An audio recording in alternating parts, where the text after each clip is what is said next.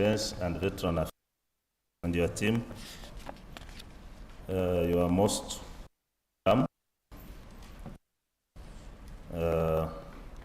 We have a short program which has been availed to you, and since we are on time, I will now call the session to order and we move to the program. So I now want to invite you to raise to the national anthems.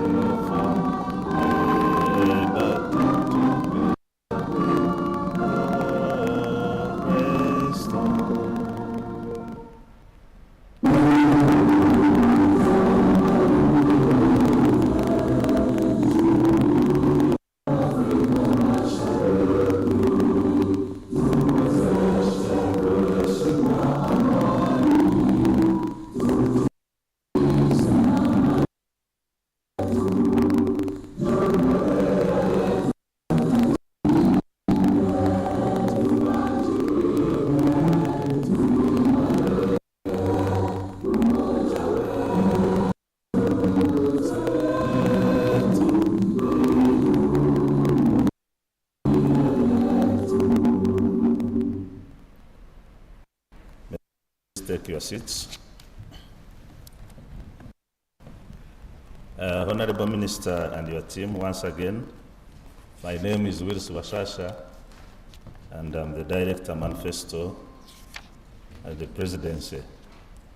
On behalf of the Presidency, which supervises the implementation of this manifesto, I take pleasure to welcome you and thank you for honoring the invitation to come and share with us the achievements on the journey as far as your sector is concerned.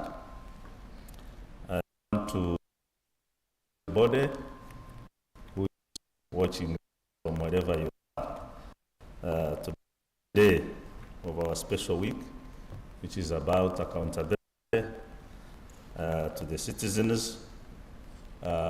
As we also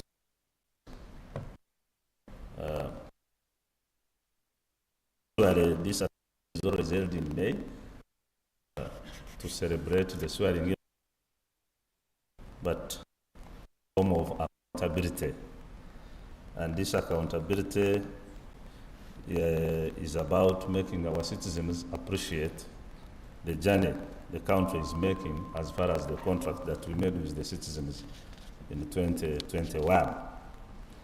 Today, viewers, we have presence of a team that plays the foundational role of what we will be celebrating during this week. Defense and security sector is very, very instrumental and core in the whole fabric of implementation. As you are aware, whatever we will be listening to here, whatever we will be watching as achievements, whatever we will be celebrating about the achievements and the rest of whatever we can will be brought to our attention, could not be possible without a secure and stable environment. It is on that note that today we have privileged to have the sector that is responsible for this stable and secure environment, which environment now allows every other sector to play their part in making sure that the implementation is successful. On that note, therefore, allow me to join me to welcome the Honorable Minister take us through the performance of the sector and as far as manifesto commitments are concerned. Honorable Minister, before you come to the podium, this is a media interactive session. It's not a baraza, it's not a rally, and we are using technology to reach as many souls as possible. Wherever they are, they can enjoy the comfort of viewing. Even in the capitals of Europe, in the capitals of America, they can. We are celebrating and appreciating our journey as a country. Therefore, after that, we will make our comments as the unit, and then we will also invite a few questions from our partners, the media, for purposes of clarification and validation of some of the issues that you have raised. I also want to bring to your attention, Honorable Minister and team, that I'm joined here by the team that I work with at the Manifesto Implementation Unit. I want to introduce to you the Deputy Director who is here, and the economists, David and Marvin, also our Chief Administrator, Gloria, who is there. This activity, we were a part of Cabinet, is jointly hosted by us and the Minister of ICT and National Guidance. And I believe they are also in their machines trying to make sure, because it's the institution that is coordinating the media, of which we are partnering with, to make sure that the message is dispensed to the farthest extent possible. We have a team from the Secretariat, NRM Secretariat. You know, for us in government, we are being supervised by the party. We are agents of the party, and we are happy to receive from the party who is from research and policy, who has represented the Secretary General. The other invited guests will be joining us as we go by. Since time is not on our side, we have to get started. So, Honorable Minister, I take this in your honor and pleasure to invite you, and I would also request you that you introduce your team accordingly. Thank you for listening to me.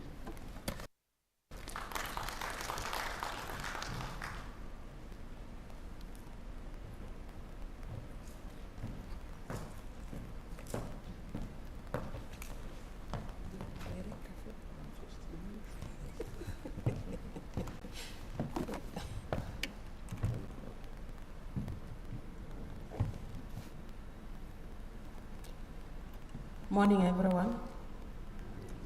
My name is Oleru Huda Abasan. I'm the State Minister for Defense, Veteran Affairs, in charge of veterans. I'm here on behalf of my senior minister, Honorable Jack Obofo, who is also handling another commitment. I'm here with my from and affairs.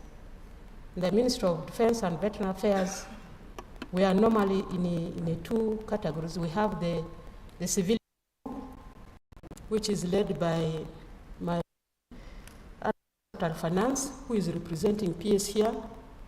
I will request her to introduce the civilian team, and I have the military team that will also be introduced by the team from the military side. Madam Buturo, can you introduce our team from the civilian side?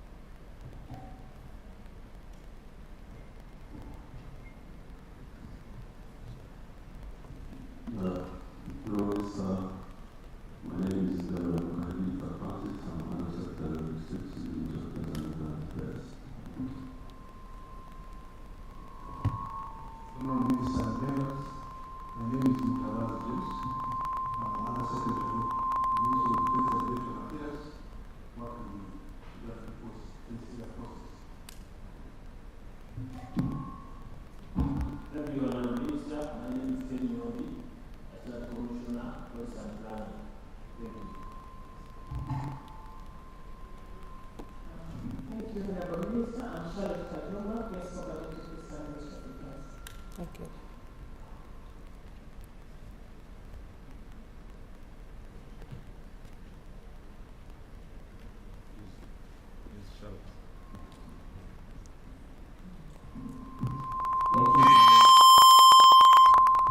Thank you, Honorable Minister. My name is Osiki Francis. I'm the statistician at the Ministry of Defense. Thank you, Honorable Minister. I'm just invited to comment on the Ministry of Defense.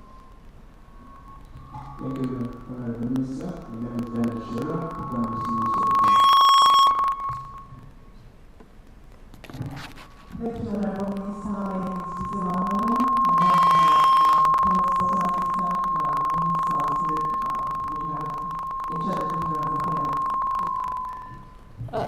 Thank you. I want to take this opportunity to invite General Masiko to introduce the military side of the Ministry of Defense.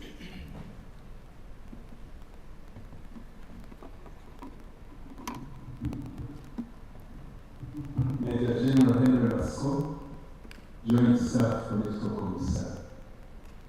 The other generals and seniors can also introduce themselves. Good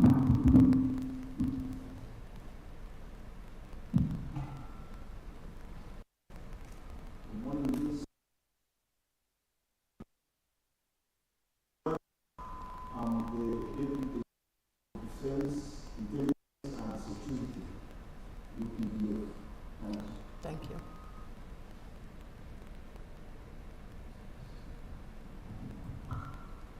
Morning, sir. I'm Brigadier General Engineer Rekunda. I am Joint Staff Engineer UPDF.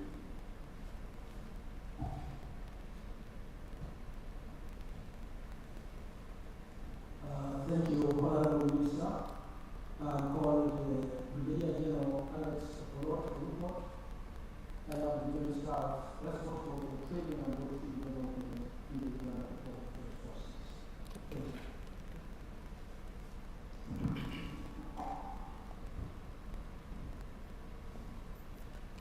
Thank you, Honorable Minister.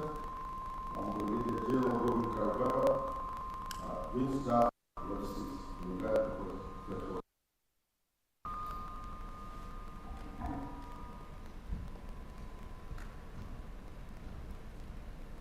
Prime Minister Karadewa EP, the Director of Defense Public Information.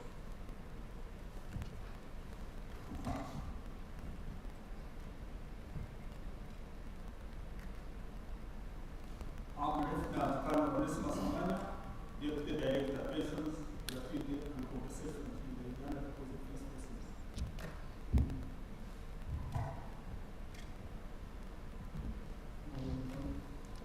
Lieutenant Colonel Edwin Uganda Angel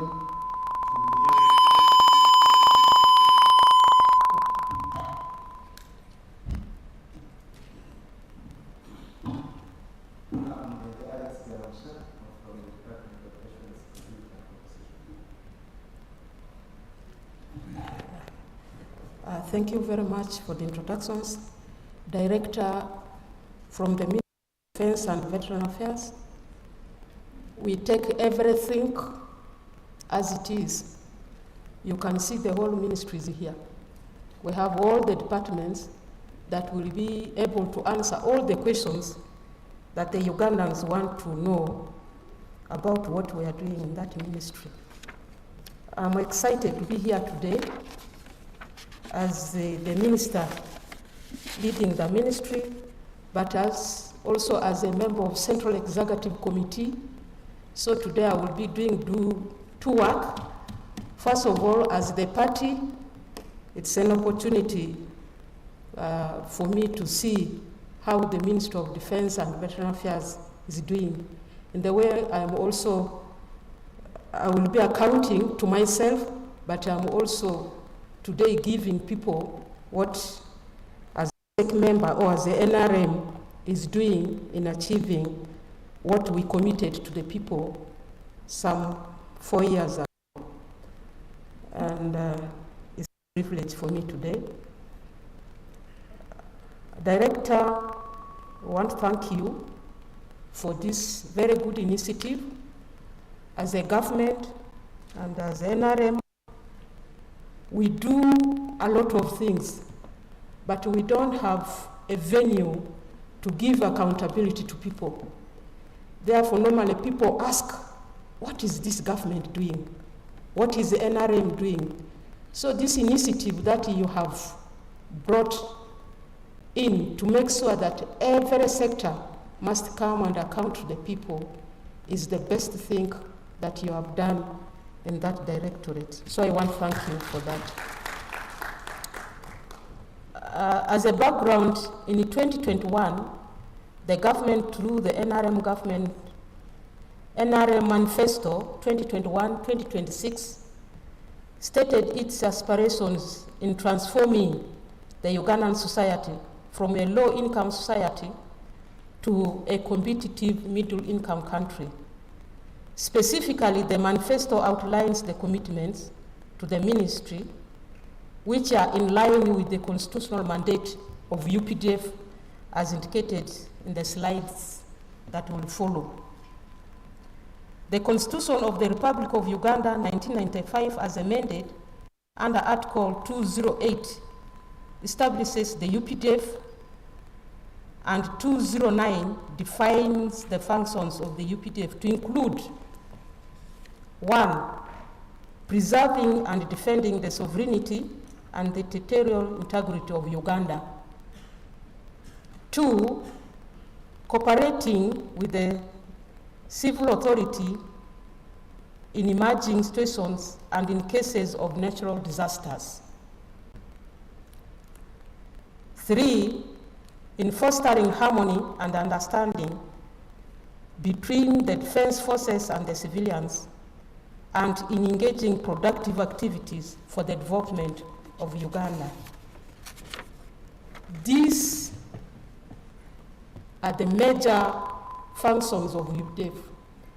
And today I am going to go into depth to what UPDF has done in every aspect of the function given to them, of how they have gone into details in implementing those functions that outline the Constitution. Generally, the Ministry of Defense has registered 90% achievement in implementing the manifesto commitments, mainly in terms of strengthening security, capability enhancements, staff welfare, infrastructure development, and production. This presentation has categorized the manifesto commitments into the following thematic areas. 1, strengthening the internal and regional security. In line with the ideology of Pan-Africanism, UPDF has deployed to help in the pacification of other African countries, including Somalia and South Sudan, to improve peace and facilitate trade. And I think we have done that one very successfully, and the achievements are very clearly seen. 2, continued professionalism and the modernization of the defense and security forces. The UPDF has been built through training and equipping, and as a result, Uganda is secure and peaceful. And I think I don't need any explanation in that area. You can see Ugandans, whether at night, whether at daytime. Those who want to dance throughout the night, they are dancing. Those who want to walk throughout the day, throughout the night, they do it, and they are not disturbed in any way. That is what UPDF has done. And it's a very big achievement, which sometimes the Ugandans don't look at. If you want to know the benefits of peace and security, you just cross to some of the neighboring countries. You will come back and appreciate your country. And the UPDF has done that. 2, the UPDF is built as a national army through a deliberate representative policy on recruitment through quotas per district. UPDF is a Ugandan army. It is an army that works against sectarianism, against nepotism, against all other evils. That's why when UPDF is recruiting, they have decided to have a policy of quarters, so that whenever we are recruiting the soldiers, it must be throughout the districts of Uganda, so that nobody should complain that when recruitment is taking place, it is only one region. So every quarter is given an opportunity to join the UPDF. That is how equitable the National Army of Uganda today is. When you compare to the previous soldiers of this country, you can see that UPDF is very unique and it is equitably balanced. It's not only an army of one region. I don't want to emphasize more about that. 3, the welfare of UPDF personnel. As a ministry, we have worked very hard to see how we can improve the welfare of our soldiers. 1, we have done salary enhancement. Beginning from private up to general, at least we have done something to improve the salary of the UPDF. 2, we have improved the welfare of the police and also UPDF. How do we improve the welfare of the UPDF? If you move around, you have seen that there's a better improvement in housing, there's better improvement in the schools that we have put for the children of our soldiers. We have our health centers, where even the civilians near the health centers of the UPDF, they now prefer to go to the UPDF health centers than the civilian health centers or hospitals. I just want to give you an example of Bombo. Right now, when you go to Bombo now, you see soldiers in those health is in all the health centers of the country. And that is how we have improved the welfare of the UPDF, their children, their wives, and also the citizens who benefit from this. Therefore, I will also encourage the Minister of Health to continue to support us and give us more medical support, because we go beyond the Ministry of Defense and Veteran Affairs when we are giving support, the medical support to our people. We have developed defense and security infrastructure. 1, by construction of the houses. 2, construction of the defense referral and teaching hospitals, the barracks development infrastructure. All those are going on, and the Ministry of Defense and Veteran Affairs and UPDF indeed is really doing well. That's why these days, Director, even in Parliament, you cannot hear now people comparing that the previous barracks were better than these ones here, because we now have what to sow. We have flats for our soldiers to sleep in. Not only now Mamengia College, if they are there, but we are in the process of trying to see that we want all of them to disappear and our soldiers to sleep in a better houses.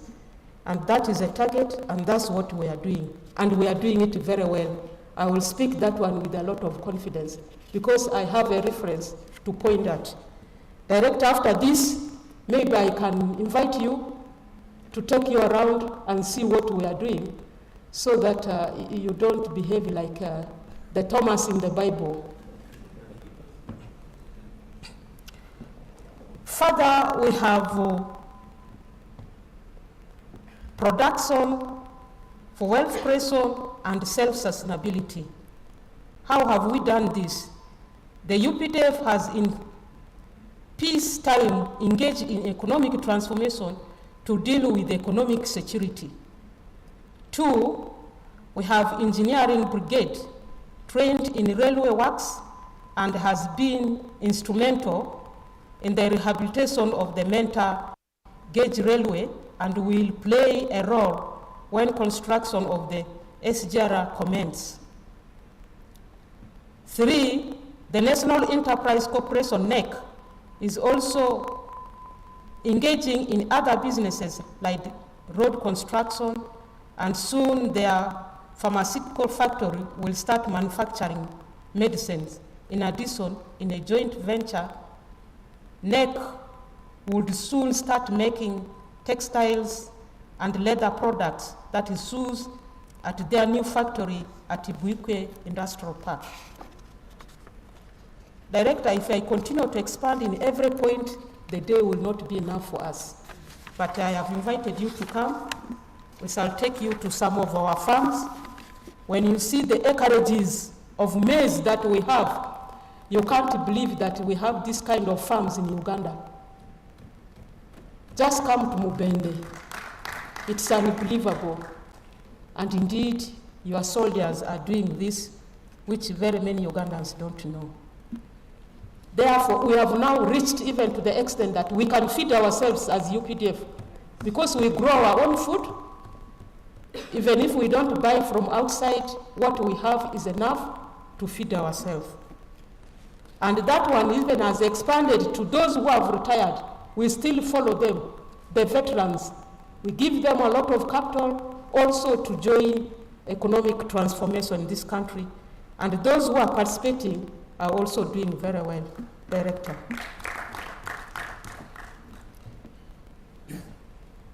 In strengthening the internal and security, regional security, Director, we have general security situation.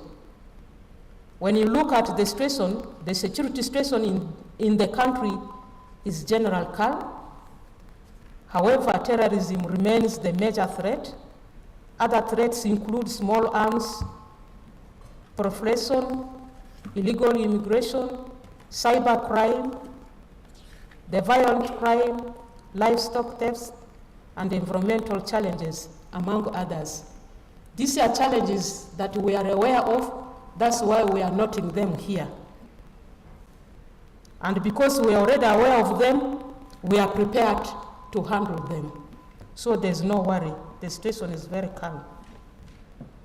In strengthening the internal and regional security, the national borders are secure, save for the northern and western borderlines, which continue to experience spillover effects from activities of negative armed groups in South Sudan and Eastern DRC, and continue to generate inflow of refugees and asylum seekers with their attendant challenges into the country.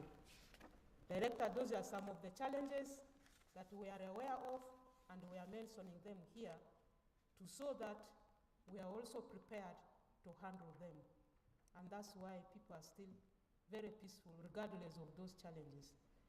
The UPDF maintains a proactive posture with zonal and operational deployments to deal with the threats that I have mentioned. Director, under internal security situation, the counter-terrorism operations, these are focused on combating activities of ADF, Al-Shabaab, and their regional and international affiliates. These are real challenges which are there. But the country, the UPDF, is alert to them. In strengthening the internal and the regional security, Director, we have the joint security forces which relentlessly continue to conduct preventive and disruptive operations to deny terrorists cross-border infiltration and freedom of action in the country. Since July 2021 to date, UPDF has trained and equipped over 400 counter-terrorism personnel to undertake counter-terrorism operations.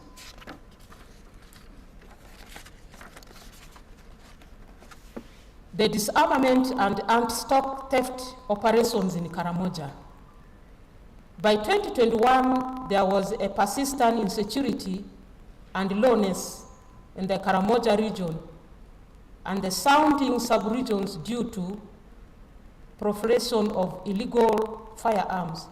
The insecurity included livestock raids, indiscriminating killings leading to poverty and underdevelopment. There were rampant incidents of cattle theft, raids, and criminality perpetrated by the Karamojong raiders and across border neighbors, the Turkana and the Pokot of Kenya. On the 19th May 2023, His Excellency, the President of the Republic of Uganda, issued a Presidential Executive Number 3 on disarmament and the related security measures in Karamoja, which aimed at combating insecurity in the region through Operation Salama kwa Wote. As a result of implementing the Executive Order 3, there has been a significant reduction in illegal firearms and cross-border incantations by the Turkana and Pokot from Kenya. Consequently, the security situation in Karamoja, Sebe, Teso, Acholi, and Lango sub-region has qualitatively improved due to sustained disarmament operations by the joint security forces, community mobilization and coordination, crackdown on the livestock raid commercialization, as well as border engagement between the UPDF and the Kenya Defense Forces. Effective 13th July 2021 to date, 1,279 firearms and 11,142 ammunitions have been recovered, and 55,901 livestock, that is cows, goats, sheep, and camels and donkeys, have been recovered. And Kenya recovered and returned to rightful owners. In addition, there has been a significant reduction in the cattle raids, illegal firearm circulation, and improvement in social service accessibility, increased community participation in the programs.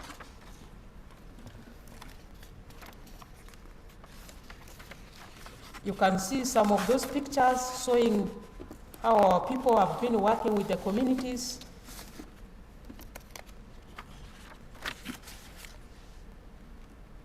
Director, when you look at the cyber security, I think the issue of Karamoja has speak itself, because I sit in Parliament. I see my colleagues ask few or less questions.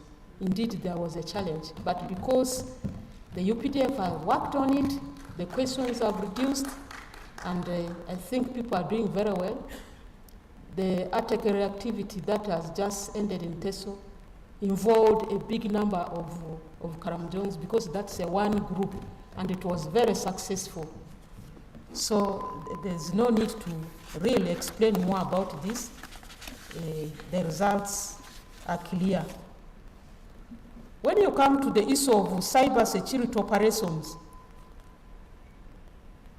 owing to the growing dependence on the digital technology, the country continues to be vulnerable to cyber threats. The UPDF established a cyber security unit to detect, prevent, and curtail acts of cybercrime, and has built a capacity in training, research, technology, and equipment to deal with the threats. Because this is one of the current threats the world over that all the countries face. Therefore, as a ministry, we don't sit down. We have waken up and we are handling it. And I think we are also doing well in that area. But still, we are doing more to build the capacity, because you are aware, Director, that the technology continues to change or evolves almost every day. Therefore, you cannot be satisfied with what you have. You must also continue to equip yourself and evolve with what is going on. And the UPDF is doing that. In addition, in April 2023, the ministry partnered with the government of India and established the National Forensic Science University in Jinja, which will offer courses in cyber security studies, forensic investigations, research, and information science. Director, this is a very, very, very huge achievement for this country. Very, very huge achievement. That university is going to do wonders in handling these issues. We have transnational crime. Uganda, as part of the international system, has not been spared from cases of transnational crime. These have been manifested in terms of small arms proliferation through porous borders, human and drug trafficking, trade in wildlife, trophies, counterfeit goods, smuggling, and money laundering. The UPDF continue to apply its competence to address the transnational crime. Another issue that we are handling, which I need to explain to the Ugandans, is about the fisheries protection unity. Because this is where misinformation has been given to a lot of people outside the ministry. They don't know what this unit is doing, so they just try to formulate any information that they think can help them to justify doing the wrongs that they are doing in our lakes and in our rivers. By the way, I've been out of the country, but near some countries that have big rivers.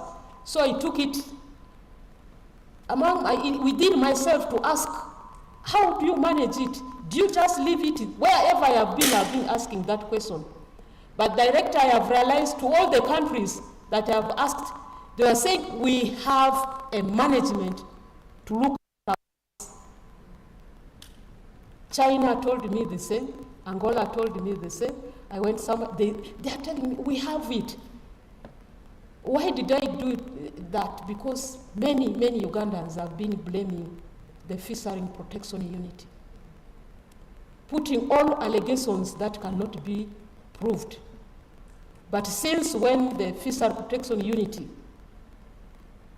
goes to our lakes, now we can have mature fish. Now we have the factories that are working, which are closed. But nobody talks about that. Instead, we are talking about harassment, we are talking about losing boats, we are talking about everything. But today, I am here to give the side of the coin of what the Fisheries Protection Unity is doing to help the Ugandans. Before 2021, the illegal fishing and smuggling of the mature fish was prevalent in Uganda, especially in Lake Victoria, Lake George, Lake Albert. The use of the undersized nets and unregulated fishing practices led to overfishing and depletion of fish stocks, especially the Nile perch, by 46%. I am aware if the Fisheries Protection Unit was not there, I think the baby I'm going to born will now know that there is a fish called Nile perch in Uganda. By now we would have already depleted everything and the species would have disappeared. Because by 2021, already 46% of our Nile perch had gone. And tilapia was by 38%. But to address this, UPDF through the Fisheries Protection Unit embarked on the strict enforcement. As a result, 90,900 tons of immature fish and assorted illegal fishing gears were impounded. And this is where people were alleging that my soldiers are taking their fish, are taking their nets for enriching themselves. But today I'm telling you, this is what we have done, and I'm also going to tell people, after getting all this, where we have put them. The fish, we have burned them, the nets, at least it is an open thing, which the Ugandans should understand, because the UPDF is not protecting the fish and the lake for themselves, but it's protecting them for the citizens of this country. Cumulatively, approximately 7,000 suspects were arrested and many successfully. This number is big. So if there was a crime, it is true. The people were arrested. That is the fact. And why were they arrested? Because they were doing illegal fishing. And another challenge why people have been saying this, why do you arrest the people in Chiyoga and you make them to be prosecuted in Kampala? Why do you arrest them in Albert? Why don't you prosecute them in those courts? It's a law. UPDF is following a law. It's not our intention that these people must all come and be prosecuted in Kampala. But the law has specific courts where this kind of crime should be prosecuted. That's why these people have been forced to come to Kampala. It was not an intention of the UPDF, but they are just following the law. Therefore, it is the responsibility now of government, but not of the UPDF, to see whether these courts should be decentralized so that we prosecute these people where they are not arrested, but it's not the responsibility of the UPDF. So the government must take that charge, either to decentralize these courts so that when these people are arrested, they are charged within their regions or near the districts where they are. I have taken a lot of time in this because this is now the biggest challenge all the Ugandans are talking about. As a member of SEC, this is what I am going to answer to my people. And that's why I have taken this time to explain about it. But I think when you look at also the benefits, people will understand it. And just last week, the President of the Republic of Uganda had a meeting with the ministers from the fishing communities, with also the leaders of the fishing communities. So I think this issue soon will be solved very, very amicably, and we will get a better solution. And in that meeting, the president asked, you said the UP is harassing you. Can I get my soldiers out? Everybody said, no, let them be there. So I think we are going to get a very, very good solution for it. And this issue will be handled very amicably. And good proposals were made there to see how we can help our fishery communities. Because one of the proposals was the government to provide a better fishing gears, should give them capital to put better boats, and many other good proposals were made. And this issue, I think, will be handled. Therefore, according to the URA statistics of 2023-2024, government earned $1.13 billion compared to 501 million earned in 2022-2023. You can see it even doubled within a year, because now we have mature fish that we get from the lakes, and also our factories are now working. So employment opportunity has been created. This is attributed to increased export of the fish products, especially introduction of the 8% export tax on fish more.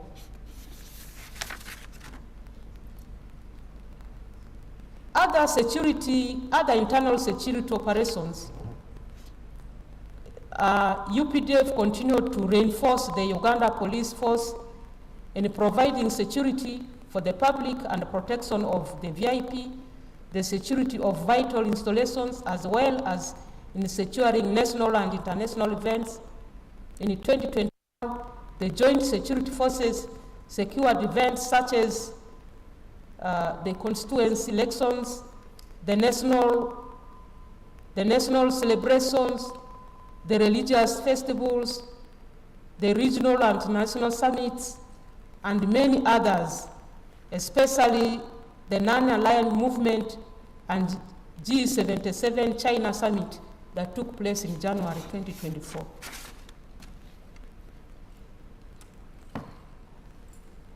When you look at the regional security operations, obligations, we have Operation Suja. The Allied Democratic Forces had carried out a number of massacres, displacing thousands and using the region as a base for terrorism. The group had intensified attacks on civilians and was linked to the Islamic State in Iraq and Syria, that is Sisi, further elevating the threats level. The instability posed threats to Uganda, including cross-border attacks and recruitment efforts by the ADF targeting Ugandan terrorists. In November 2021, the UPDF, the FARDC operation against ADF in DRC Congo was launched to dismantle the ADF East and CAP centers, their supply lines. The joint operations continue to be successful, conducted in Eastern DRC, and significant achievements were made. Several ADF camps have been dismantled and the weapon catches destroyed, logistical networks weakened, and recruitment disrupted, and improved control of the DRC government in the previous ungoverned areas. The sustained pressure with the UPDF remnants have caused the group to flee to Ipul Game Reserve, north of Commander Olwa, Mambasa Road, and in areas of the province west of Mabasa, Beni, and the rest of the other areas. In Uganda, the DRC have continued with bilateral agreements with a view to extend the area of operation in pursuit of the enemies. Some of the pictures there show what our people are doing in that region to pacify the area. At a regional security level, we also have Artemis operations. The situation in Somalia is still fragile and unpredictable as Al-Shabaab continue to target the military and the civilian installations, as well as Artemis convoys along the main supply routes, leading to the death of innocent people and the destruction of property. The most affected areas remain Bandir, Lower Juba, Lower Sabel, and Hiran regions.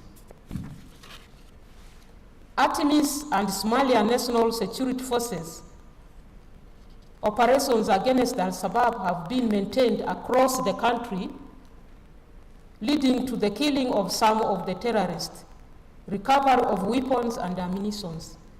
There has been intensified psychological and civil military operations by our own forces, facilitating defections and surrender of some Al-Shabaab mid-level commanders. Therefore, it is important to note that Artemis withdrawal is ongoing, and the African Union support and stabilization mission in Somalia will take over in January 2025. 3, at the regional level, Uganda military training do support the Equatorial Guinea.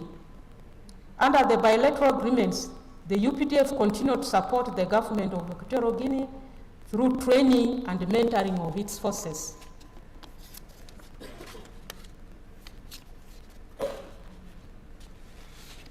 That is the beauty of your army that you have. Now it has built its capacity. It has now even built capacity to help the brothers in the other countries. Therefore, they are doing this bilateral training to train the other countries so that they also have their capacity built.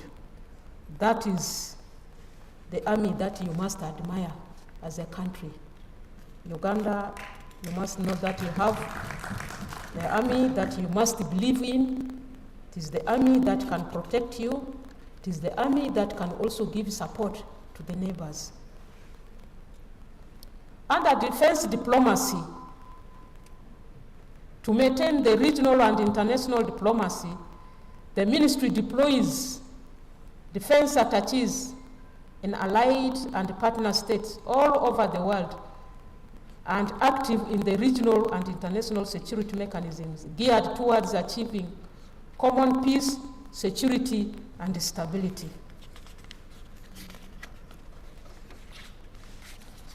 Defense diplomacy is very, very important. And to succeed, the defense attaches are focal points in those countries. And the Ministry of Defense and Veteran Affairs has taken that responsibility to do that deployment so that we don't lack in that area, which is very key at the international arena. We do capacity and capability building of the UPDF through training and the acquisition of the equipment. The ministry undertook continual capacity and capability building of the UPDF through acquisition of equipment and training. The UPDF continued to form robust military capabilities to sufficiently avert, counter, and combat any prevalent military threats within and around the territorial borders of Uganda. Recently, the UPDF capability has increased in terms of firepower, deployability, command and control, troop protection, among others. Capability enhancement has been realized in defense, weaponry, and systems inclusive of Marines, Air Force, defense, armored, and motorized infantry, and assets of SFC. You can see some of the things, the pictures there.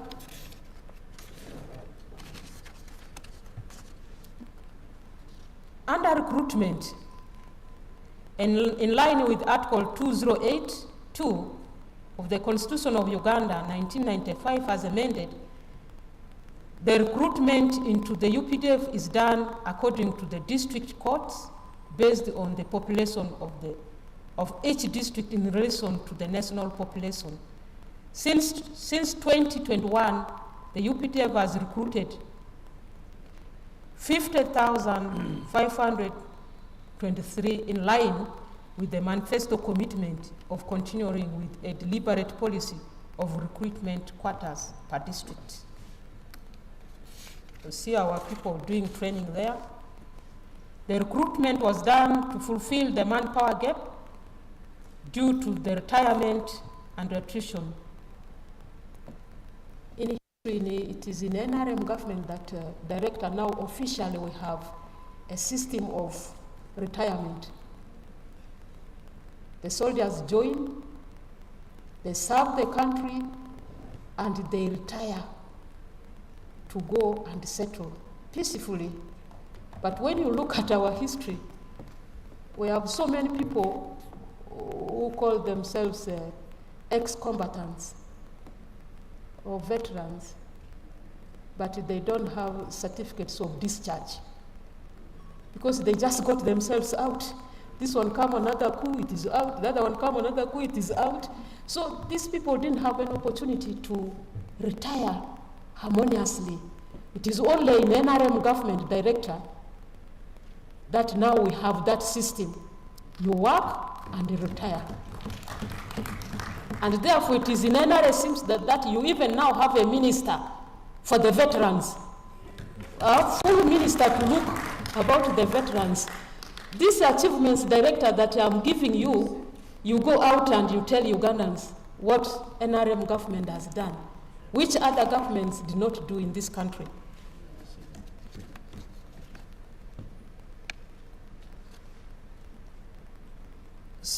In training and retraining, to date, a total of 352 personnel have been trained and retrained both inland and abroad. The ministry conducted mission training of 11,404 personnel under battle groups, United Nations Guard units, that is UNGU, for deployment in Somalia, and troops for deployment to Equatorial Guinea. In 2022, the ministry established the National Defense College, Uganda, dedicated to providing advanced military education and strategic training to high-ranking military and civilian officials in Uganda. Director, this is another very huge achievement. We used to send our soldiers to go and do training in other countries, but now we have our own institution here doing a high level of training in the area of military, in the strategic training. So it's another big achievement that NRM has done for this country. As at the June 2024, a total of 39 participants, first and second hot, had completed the National Security and Strategic Studies course at NDC Uganda. You'll see the pictures there, you see the training, you see the commander.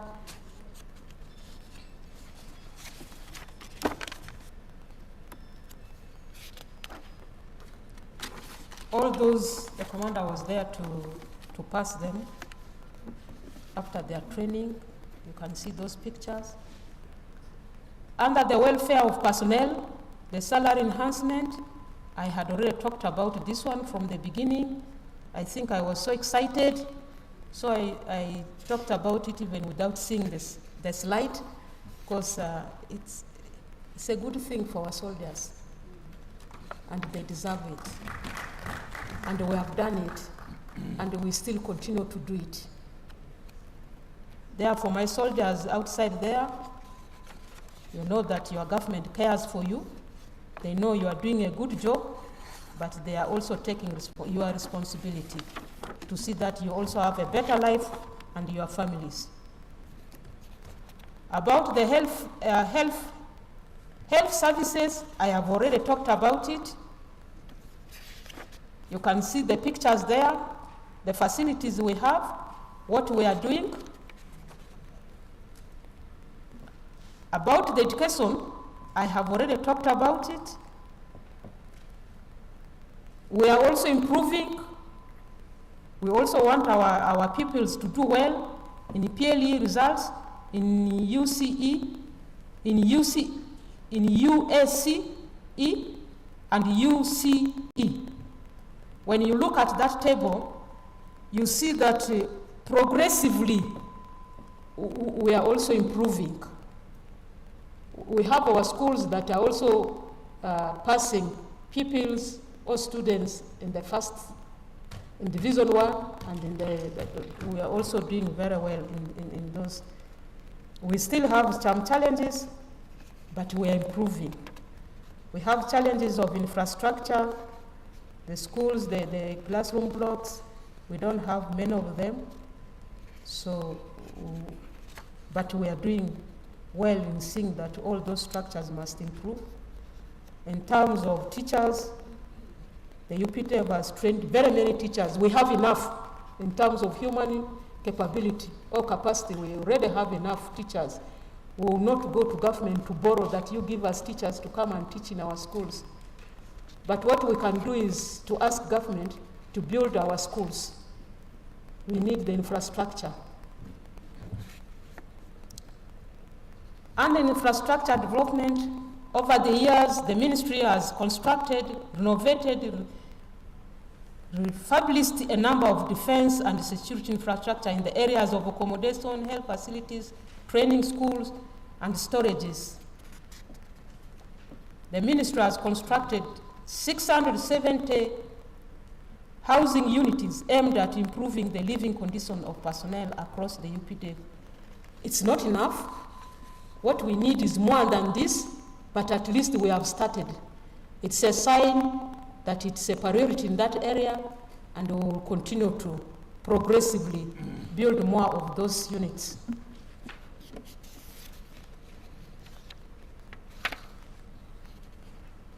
And infrastructure, the training schools, we have training schools that we have built. When you look at Uma Kabamba, we have accommodations there. When you look at NTCU, we have the central lecture halls, DS offices, and the number of houses at the War Game Center in Kimaka, dormitories at the school. These are all our training schools. So we are trying to put what is needed there, the infrastructure needed in those schools, so that they are at the national level standards and international level standards. Because we also use those schools to get other, our brothers and sisters from other countries who also come and train with us.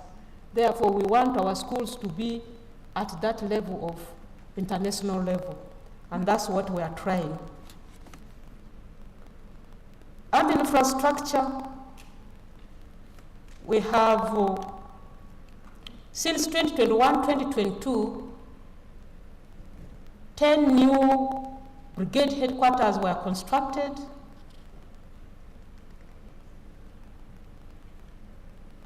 There are too many. I cannot go all this. We have solar power installation in the barracks because we want to reduce that challenge.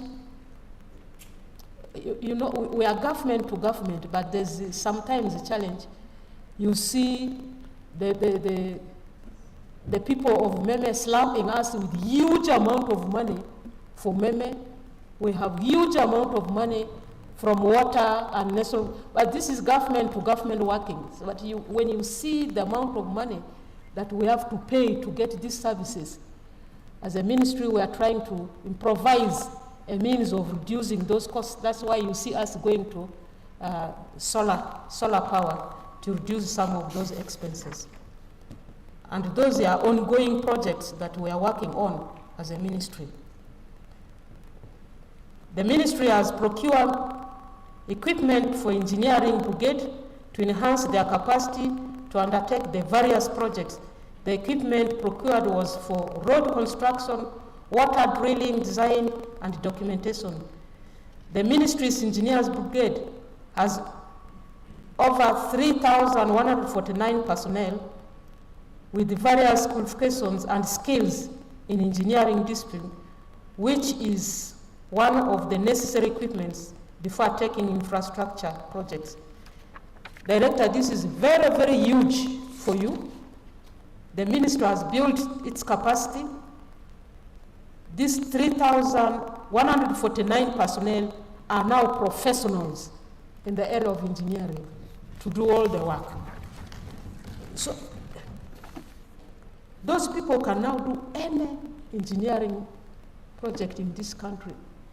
Even if we don't use other companies, the government cannot lack. We have enough. But because we also want to work together, we make sure that the private sector must also thrive. Otherwise, Engineers Brigade can do all the projects of government now, and very successfully.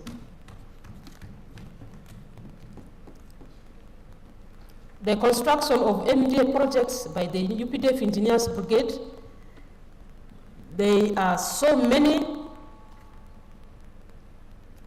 and then since that time we have 354 projects that have been undertaken, with 190 completed and 154 ongoing as shown below. The table is there.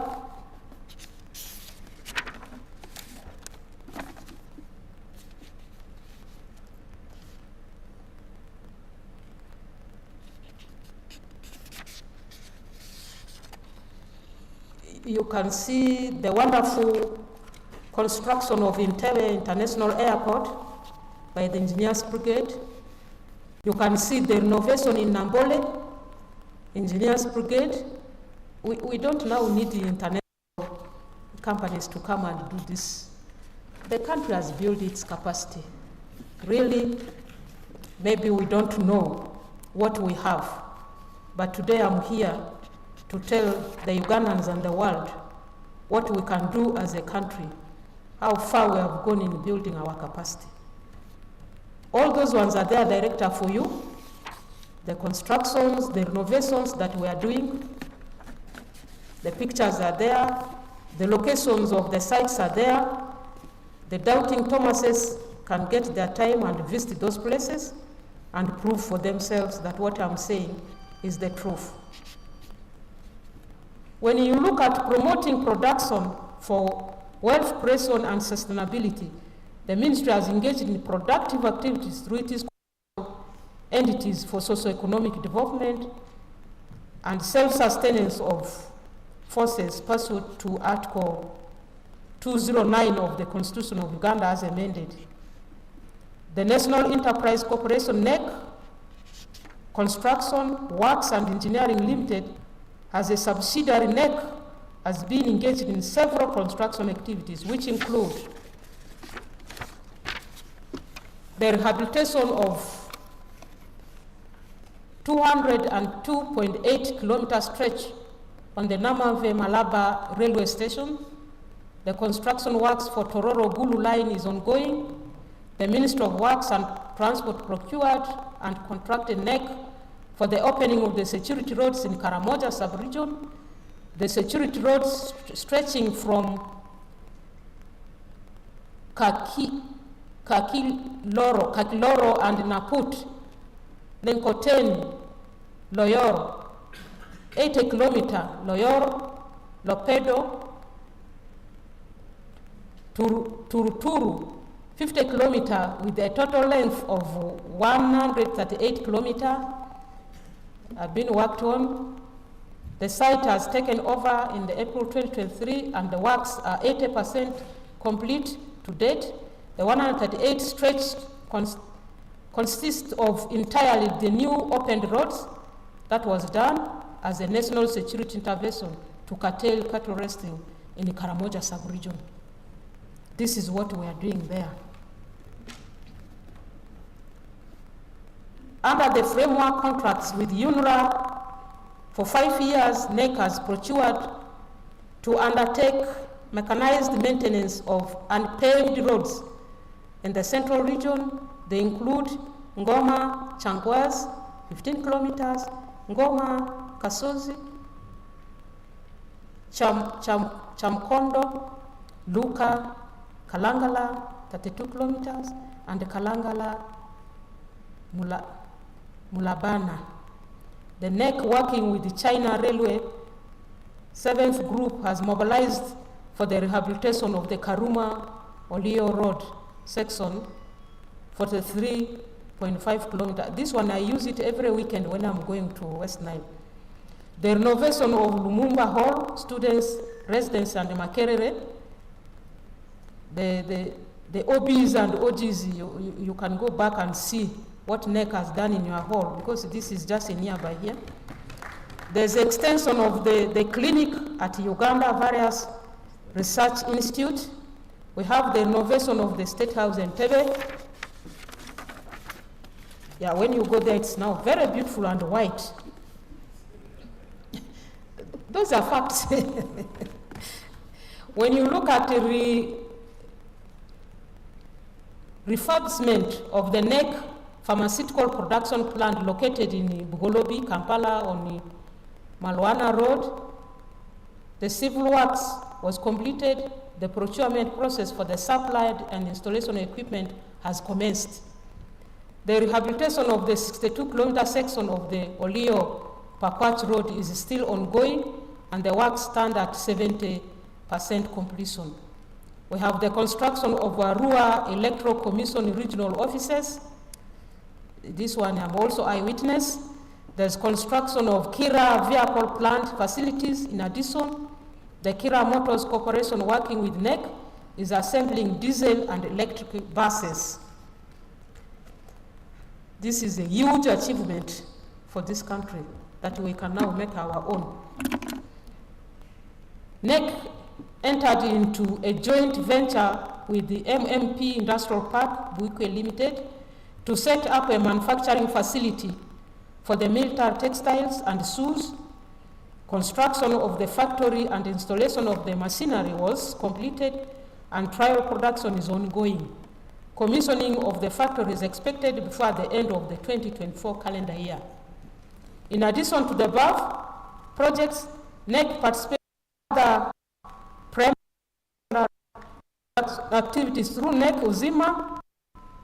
We have NEC Street Limited, NEC Farm Katonga Limited, Choga Dimex Limited, Proheli International Limited, NEC Agro, SMC Limited, Luere Industries Limited, and NEC Security Limited. There are some of those pictures that are there to show what NEC is doing, what the ministry is doing. There are those security roads there, you can see. Still under promoting production for wealth creation and self-sustainability, Uganda Air Cargo Corporation, His Excellency the President directed the revamping of UACC to enhance exportation of the agricultural products and for strategic airlift for the ministry. As part of revamping UACC, a joint venture between Ministry of Defense and Alpha MBM Company of United Arab Emirates was signed on 22nd May 2024, where Alpha MBM will provide 7 aircrafts, starting with 3 in the first year. The ceilings 46 billion was allocated in the financial year 2021-2022, 2022-2023 to boost UACC, which enabled revival, including clearance of the various outstanding applications and the repair of the ground air assets, hence improving the corporation's efficiency and effectiveness in its operation. Under research and development, you see those pictures of what we are doing there. Luero Industries, we have those machines for carpentry. Still in Luero industry, you can see we can make now our own vehicles and assemble them in the pictures. Under Luero Industries, you can see research and development, some of those products that we are researching on and developing in this country. Under Luero Industry, you can see that we can now be able to repair our air flights here. When you come out to reducing indebtedness of the military veterans, in 2014, all the UPD officers and the militants that retire are paid their retirement package and pension in full and on time. Because we have the system. The day they retire, the person already has his package of the pension, and the gratuity. He knows the amount he has in gratuity. He also knows the pension is going to get monthly. That is the beauty.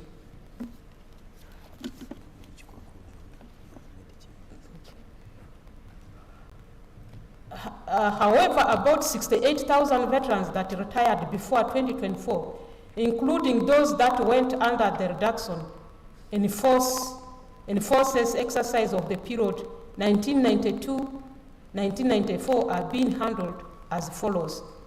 And this is where the challenge is. When you hear some cries outside there, this is only where the area is. Because when you look at the policy that time, the reduction in forces, these people were just, because first of all, it was not our only policy. It was a policy imposed to the country to be implemented. So the people were just pushed out, not formally. So these are the people you hear the voices now. Wherever you go, when you hear about the veterans complaining, it is this group that is complaining. But we are handling them. When you look at the data that I'm giving you here, as of now, the group from 1992-94, we have 15,498 cases that have been paid. This year, people we have paid. When we say cases, it means their files, they were verified, the persons got their money, worth 163,583,872,251. This money has been used to pay this group of veterans. And the cases yet to be paid, but we have already verified them. Now we are waiting for money from Ministry of Finances, 14,535. These ones, we know where the people are. We have their files. We have computed how much each person is supposed to get. But we are waiting for money for them to be paid. Then we have 37,966 cases unclaimed. In 2010, the ministry took an exercise. They moved throughout the country to do a verification, to look for where these people are. So people put their files, people came in with so many other things. But now we are doing a proper verification. These people have not indicated that they are there. The files are there, it's in complete file, but nobody is also coming to claim that this is my file. I can now do A, B, C, D to make this file complete.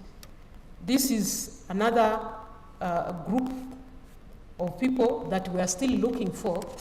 And if there are some outside there, let them come and complete the fulfillment of their files so that they will be ready for payment. And we have the ex-combatants. When you look at that picture, we had ex-combatants from West Nile, that is the West Nile Bank front. They were paid, around 5,000 of them. Those ones are already paid. We are still looking for other groups that we are going to pay.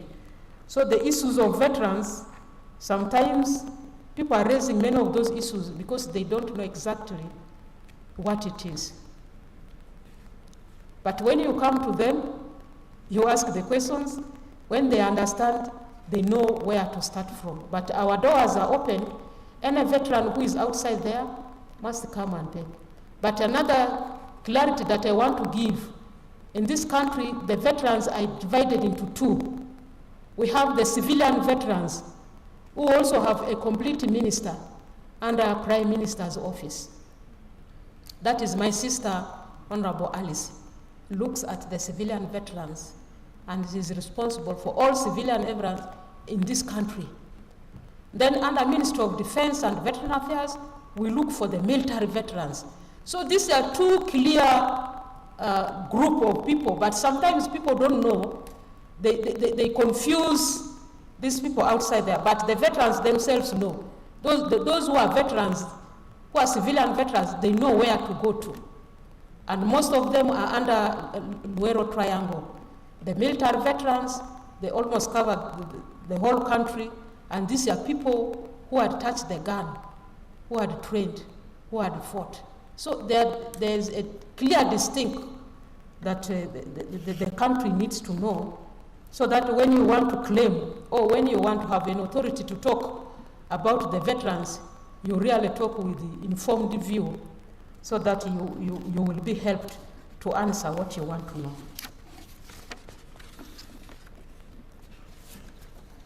When you look at production, you can see those under food production, as I had earlier said, that we can now be able to pay, we can be able to feed ourselves as a ministry, even if we don't buy outside, because now we grow a lot of food. When you look at those graphs there or the table there, you look at the quantity. When we joined, and every season the quantity that we have been producing, especially maize, and the total quantity now we have produced in less than 3 years. That is the amount of maize that we have produced, and we continue to expand. Now even we have equipment. When you look at those combined harvesting maize, NEC has them. You see the farms there, the people in the farm. We even do packaging, because we almost start from the beginning up to the end. We do the value additions also ourselves. We grow the maize, we harvest, we dry, then we process, and we pack. And it is ready for international market. By the way, we are preparing, we already have some link with the other countries that they want us to provide for them, and we are going to do it, and we will do it very successfully.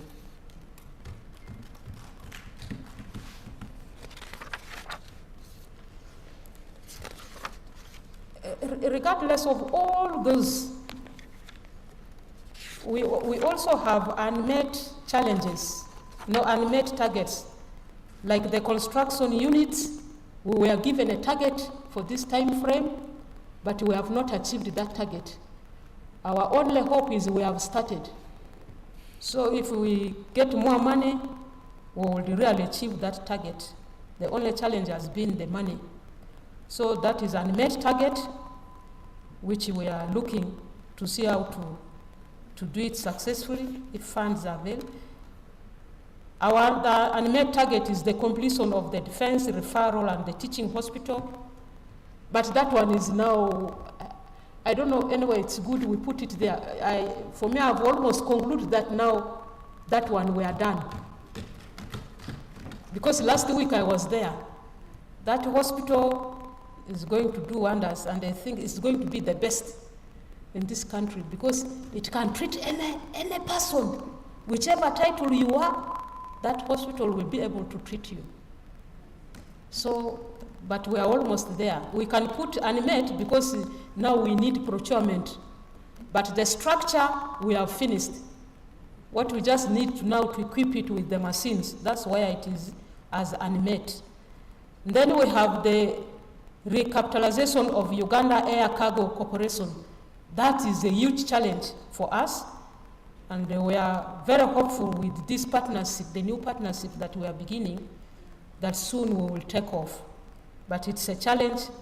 It's an unmet target. It was given to us, but we are still dwindling with it. Another unmet target is the unpaid 14,535 retirement backlog cases, which I talked of earlier. That one we need money to clear them, so that we completely sort out the issues of the challenges of the veterans. Our challenges, the security threats are continuous challenges which are there. We have a challenge of funding. We want to do more, but funds have limited our capacity in achieving what we want. The other challenge is the increased tempo of military operations. Due to increase in the tempo of the operations, especially in Karamoja and Eastern DRC, there is increased pressure on the budget and the other resources. Another challenge is inadequate housing and accommodation. Yes, for our people, for our soldiers. The ministry continues to face shortage of housing and accommodation for the UPDF officers and militants who continue to reside in makeshift houses, affecting morale, welfare, and efficiency of our people. That is a challenge that is there. The other challenge is still the effect. The COVID-19, the budget had to be reprioritized to combat the pandemic. It affected us seriously. Where we had planned, the plans had to change. Another challenge is the Russia-Ukraine war.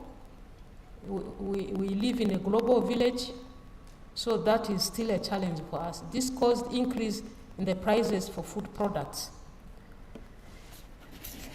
Therefore, Director, in conclusion, one of the main NRM Manifesto commitments to Ugandans is peace and security, which acts as a foundation for socio-economic transformation.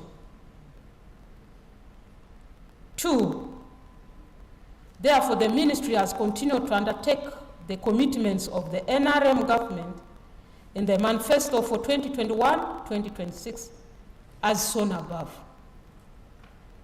The whole country is peaceful and secure, and as a result, Ugandans have been able to go about their business without fear of insecurity from within or outside the country.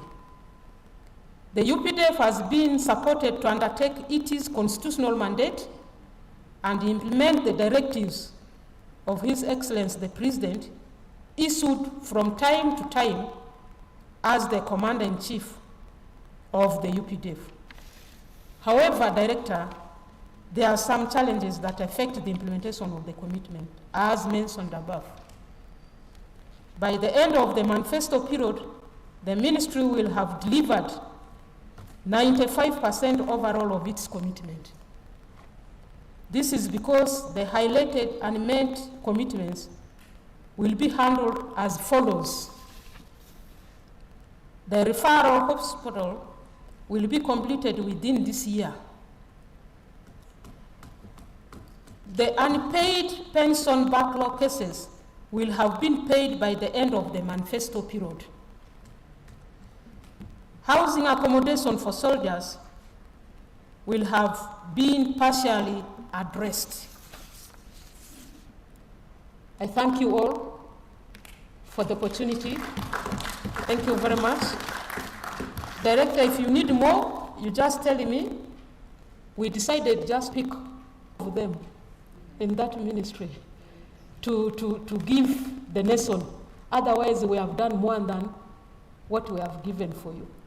Just because we use the template you gave us. But if you had given us that we bring you the achievements, the whole day will not be enough for us to give you what we are doing in that ministry. For God and my country.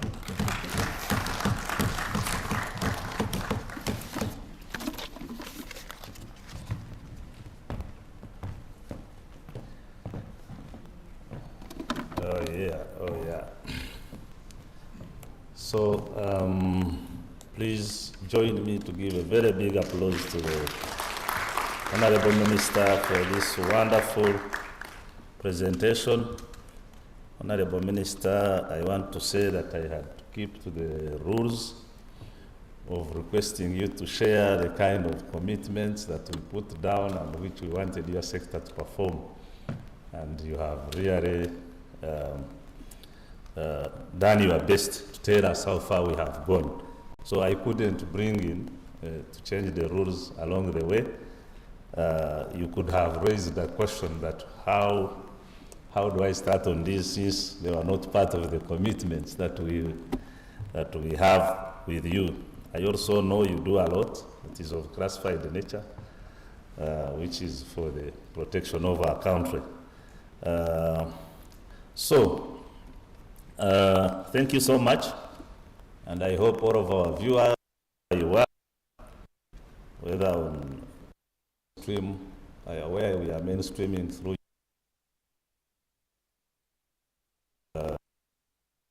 part of the live streaming team,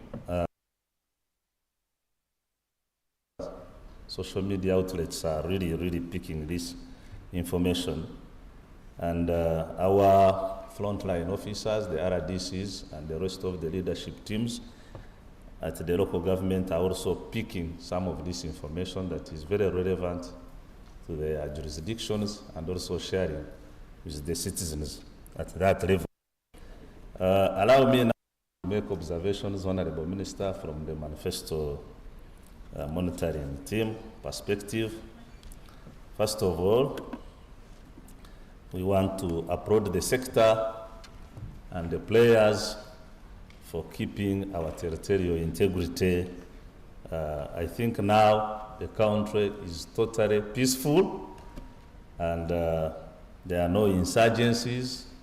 There is no war in any part of the country, and the sector has been able to meet its expectations, and the contract that we made with Ugandans, that NRM and the government that will form thereafter will keep the country secure.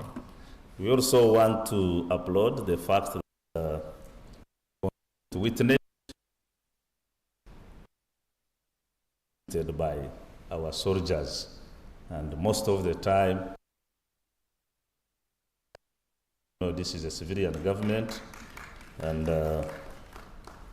whatever in championing has been how do we make our people better. So the soldiers sharing that ideology and moving together with the intentions of the government makes the work of the government very easy. The team also wants to note and applaud the sector and through the team by having a productive force, that we have an army which has been very, and this means that you have not only been prepared for combat operations, but you have also been very productive in supporting the economy. And I will highlight the areas where you have been very active, the support in the epidemic fights. You remember you were at the front line of this. When we were attacked with COVID, we also had some of your medical personnel participating in this cause. So the country and the group needs to know that you are very that area. You are very supportive in the disaster issue that hit the country, the issue of floods, the issue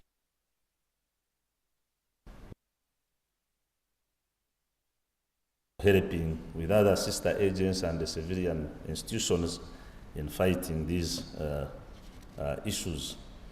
We have also seen you from time to time being support of the wealth creation programs through the distribution of inputs and other related enforcements that agriculture has now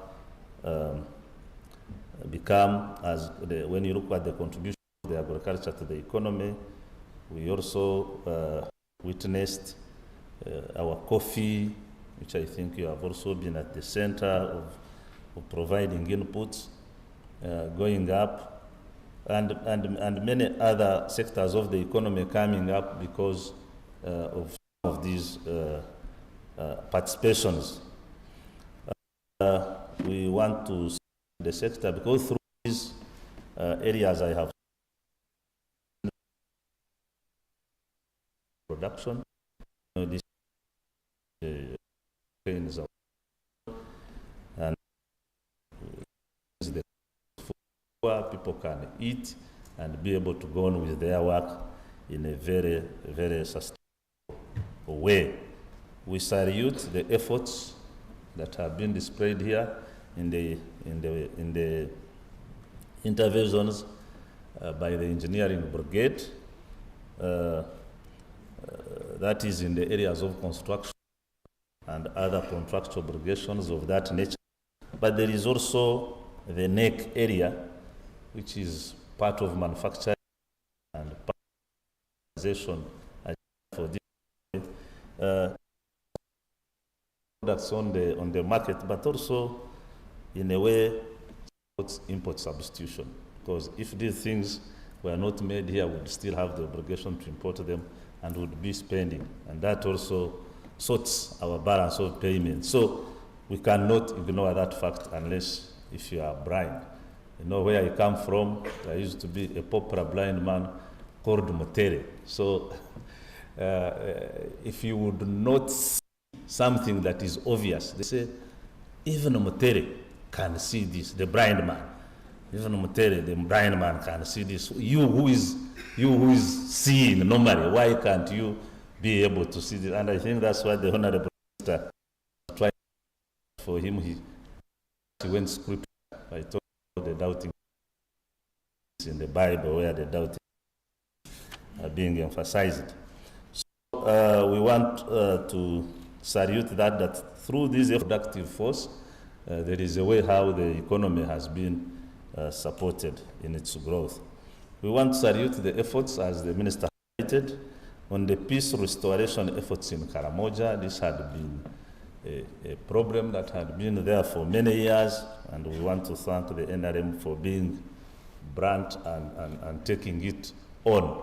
Because maybe the past governments used to have their own fears, but I think this government has taken it on, and we can now see peace being enjoyed by the Karamojong people. And many of you who are not aware, this is one of the areas, I think one of the, where we have a lot of wealth, underground minerals. Yesterday we had a sector of energy and minerals here, and it was showing us the geophysical maps. And when you look at that specific area, so it was very, very important that this area is secured so that we can allow economic growth take off, and then and also make that part of the country be part of the larger economy of the country. We want to thank you for keeping our forces in terms of clothing, the uniforms, the shoes. Really, this is commendable. We pray that this goes on, because I think that also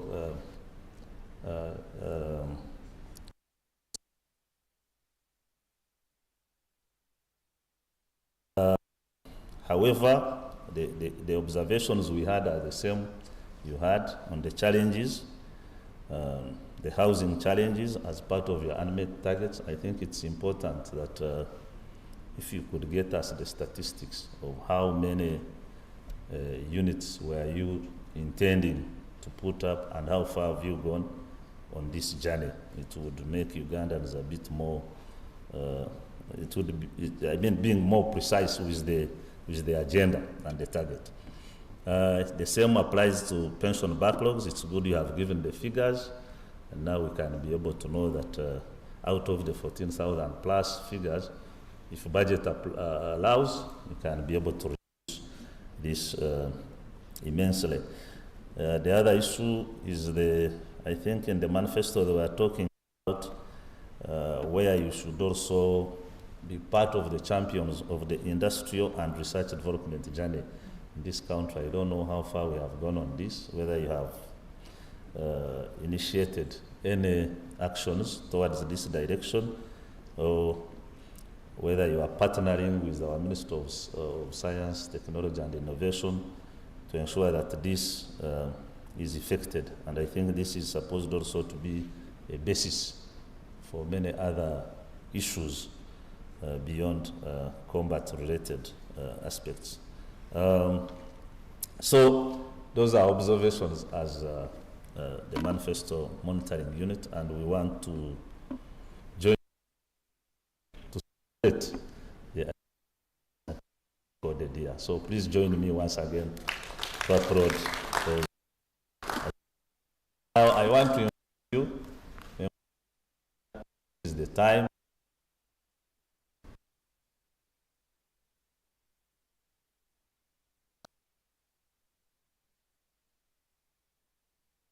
So if you go ahead. Your name, media house, and then your question. Thank you so much. My name is Ivan.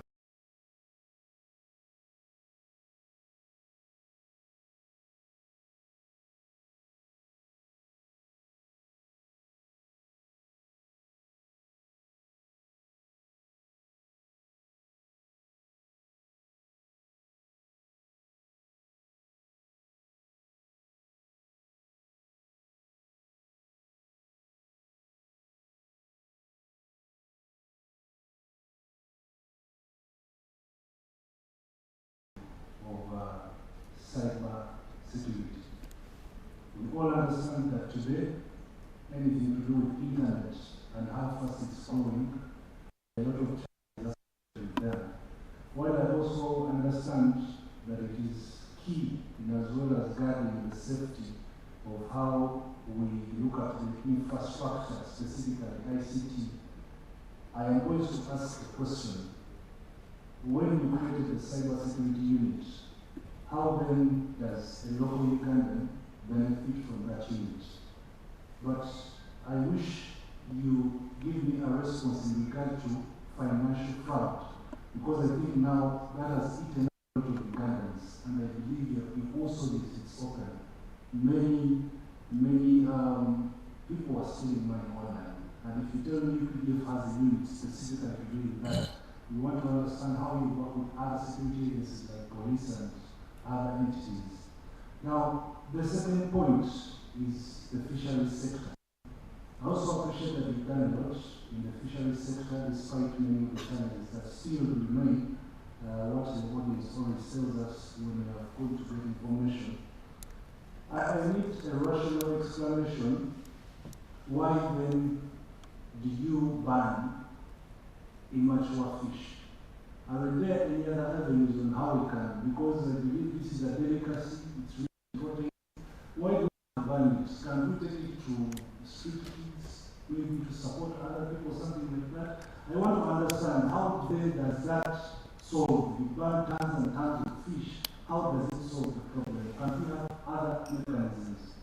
Then lastly, I know for security reasons, the number of personnel for the UPDF is not always made clear, but from your presentation, I saw where you said 117,352 personnel were trained and retrained both inland and abroad. I don't know, does this represent partly the capacity of the UPDF, because I am aware it's always 50,000 or 45,000 and about 3,000 including the reserve forces. I beg to submit. Thank you so much. Thank you. Next.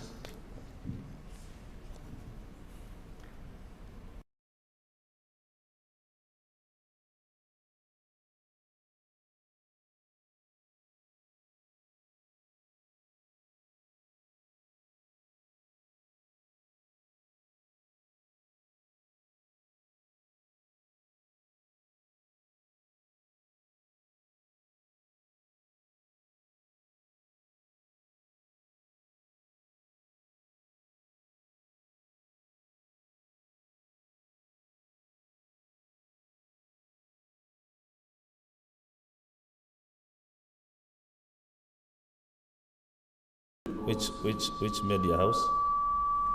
I write with the new visual director.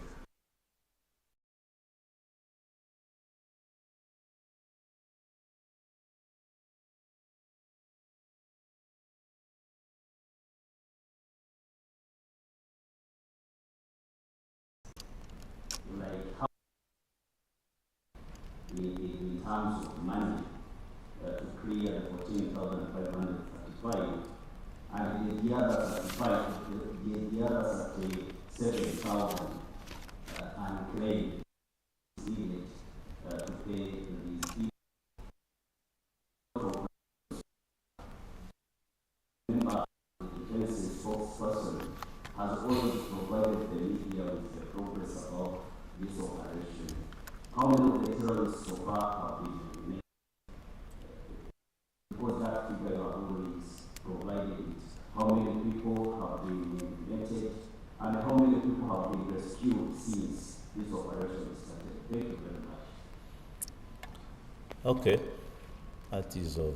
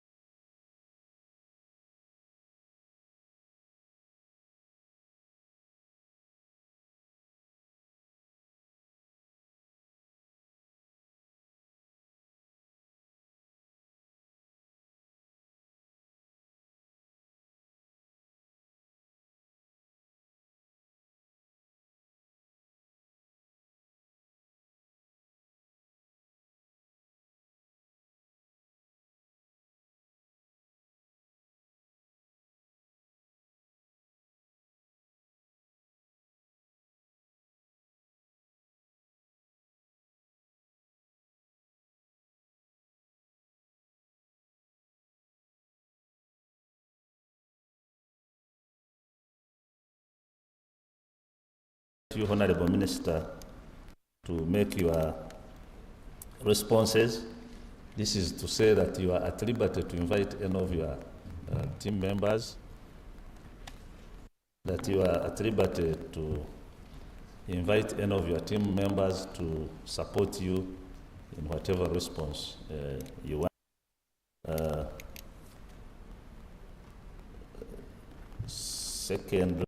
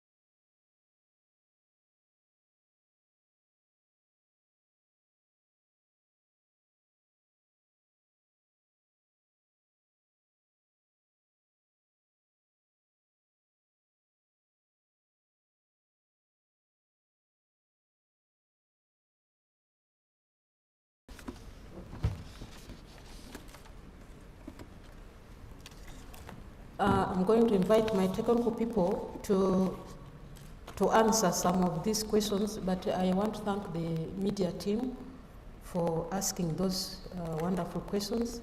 And I also want to thank you, Director, for those kind words of comment.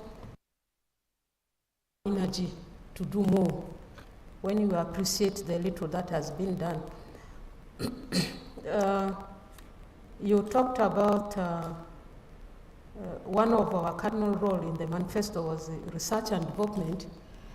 We are doing something on that area under NEC. NEC, we have in fact already established our center.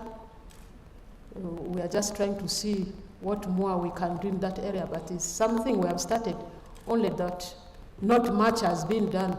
So, Mr. General Retired, can you say something on that? At what level are we?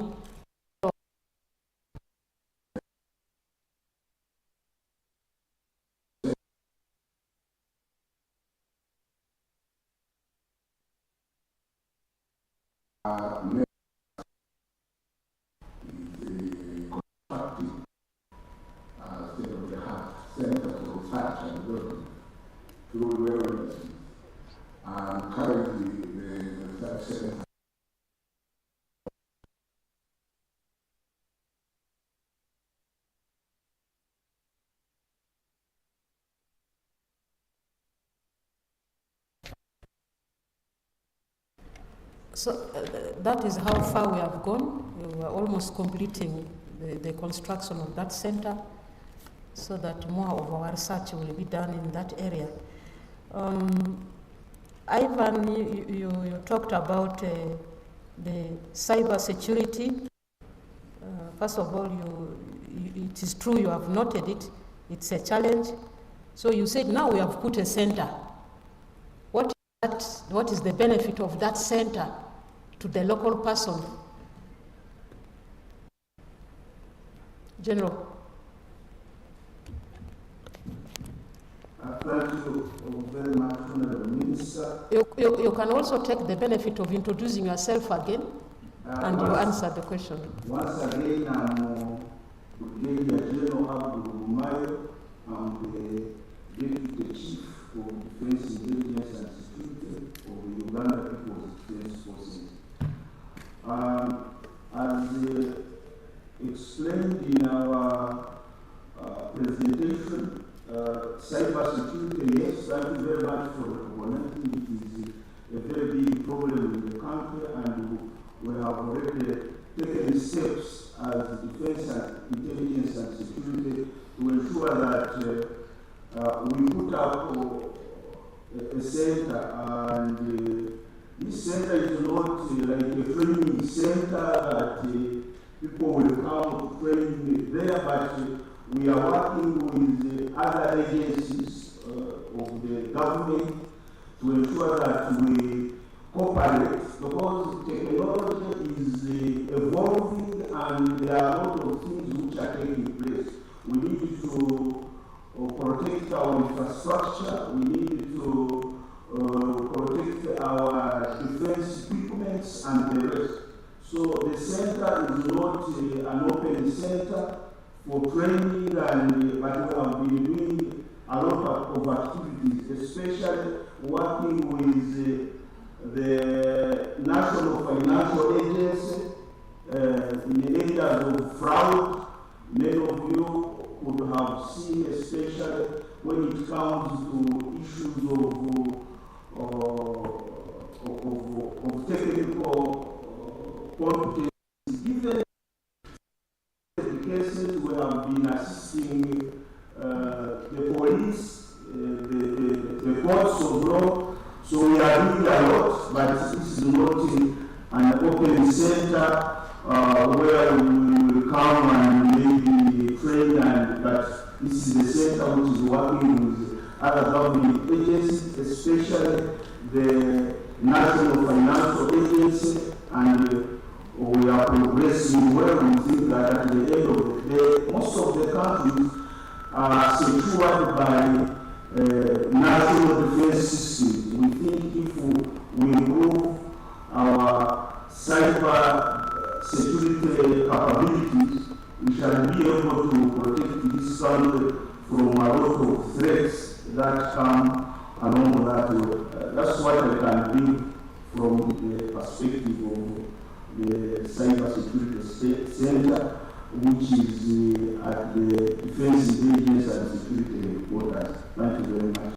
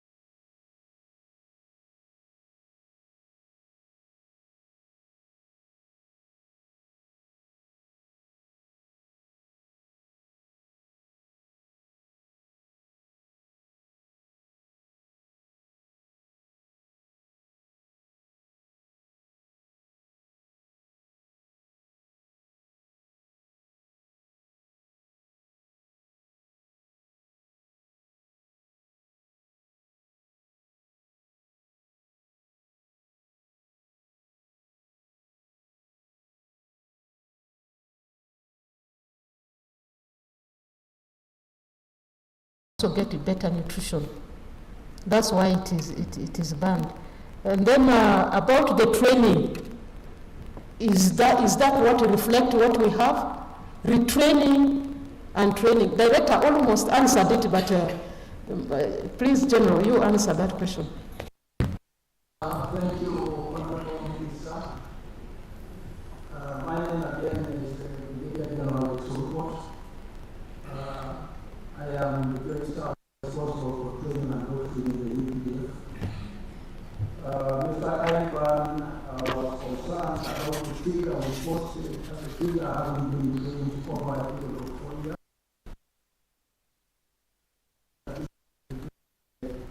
The strength of the UPDF or the capacity of the UPDF. I think I want to answer no, and want to explain what that figure represents or how it is arrived at.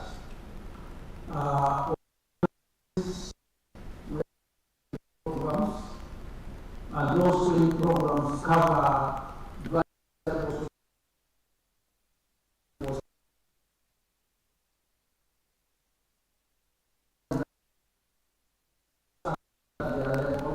they benefit from that.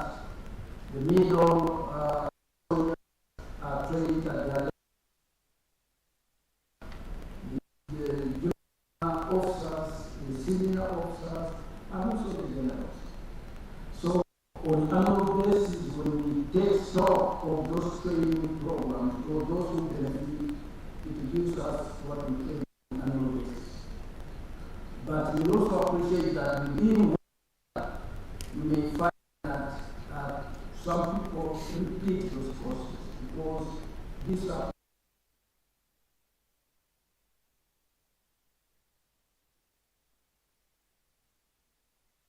and you can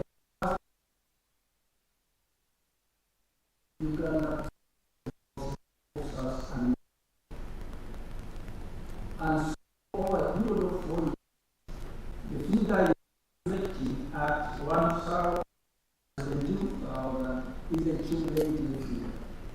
But even when it is cumulative, it is also repeated. And so it would be appropriate to use that figure to imagine the capacity of the Uganda Patriotic Forces. I submit. But really, should we indicate everything to really? That figure was enough. You can't give all those details, my brother. But what we are showing is we are doing something in that area, just to show to the Ugandans that your soldiers are trained in that area, and it's a very good thing to do. This one, is it? You said you are Mukibi? Your name? Yes, sir. He wants to know how much is needed to clear around 10,000 files ready for payment. 133 billion 844 million 82,488 Ugandan shilling to clear that number of the people. For the 35 or 38 that were say unclaimed, we cannot give them figure because they are not there. We allocate figure according to a file that is already verified. We know the person is there and he worked for this number of years. He retired at this time. By the time he retired, they were getting a salary per month at this. Then we use that formula to calculate. So for this one, it's just something like somebody, it's a file which is completely not known. When our people are moving around, somebody, maybe, I don't know, you have to put, Richard, this is just, the There's nothing that shows that Richard was a soldier. He worked maybe in UA, or he worked in the NRA, he worked for these years, he retired on this day. Richard's name is that there, but there's nothing that shows this is Richard. So we cannot now allocate figure for that of a fine, unless we know that this and this, the amount owed to you. So we cannot give a figure for that, a figure. That's what was said, and director was also trying to find out, is that what you are looking for? No, the housing target. Oh, the housing target. Can I say PS? How many are we supposed to build? Thank you, Minister. The target was 30,000. Yeah. Yes. And so far, then about 800,000, which is planned this year. And the right is said the challenge is planning. Yeah.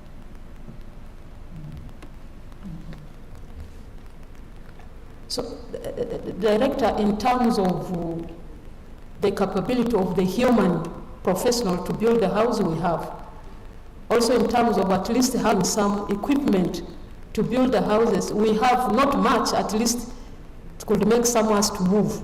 But our biggest challenge has been funding yet. But we have started. The good thing is we have started. So the more funds we have, the more we shall continue to achieve. That's why we have put it as an unmet target. I think these were questions that were asked. Is there any question we have not answered? Yes, Honorable. There is a question not answered. Yes. I mean, I have a cow missing. The one for banning premature fish. Oh. Yes. I answered. I answered the question. I said it had to be banned.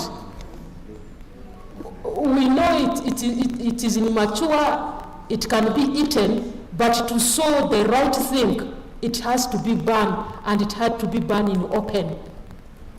We would take it to Camprisa for those people to be eaten. Then our people would say, no, what are you doing? You are getting the fish from us, and you are giving it for people to eat here. To show that this is a bad practice, it has to be banned, so that they understand that really this is a practice that must stop. That's why we are banning it. We know it is delicacy. But to put things right, let's ban it. People will see that the small fish I picked from the lake has been done. So when I'm going back to the lake, I must go with the right, the net, so that I catch the right fish, the right needed size. They must know that there are times in the year where we must not be in the lake or the rivers, so that the fish produces. There's technicality in that the Minister of Agriculture will explain to you more. There's one, yes. Honourable Minister, there was a question on Shuja. Just one. Yeah.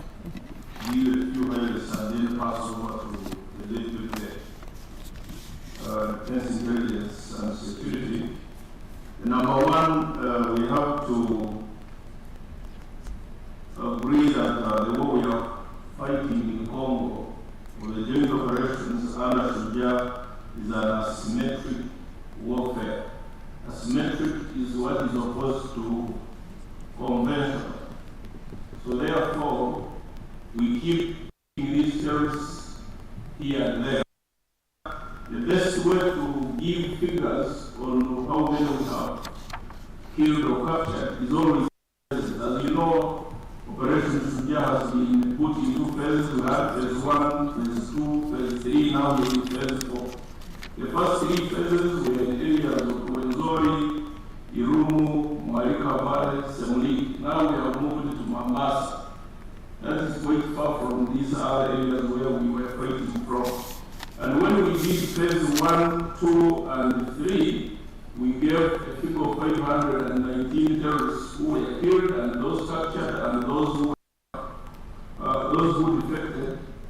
And by yesterday, we were able to give a total number of 178 who were now rehabilitated together with some foundation, Bridgeway Foundation, and under the Defense and Intelligence. I think at the moment, that's the area we can look at. Maybe when we come up to another phase now, for example, the completion of phase 4, if we are clear and moving forward, or we have been given authority of the Congolese government after the reviews which we have been doing to move on, we shall bring out other figures. But this, since our biggest source of information, we requested Deputy Chief Intelligence to add on that.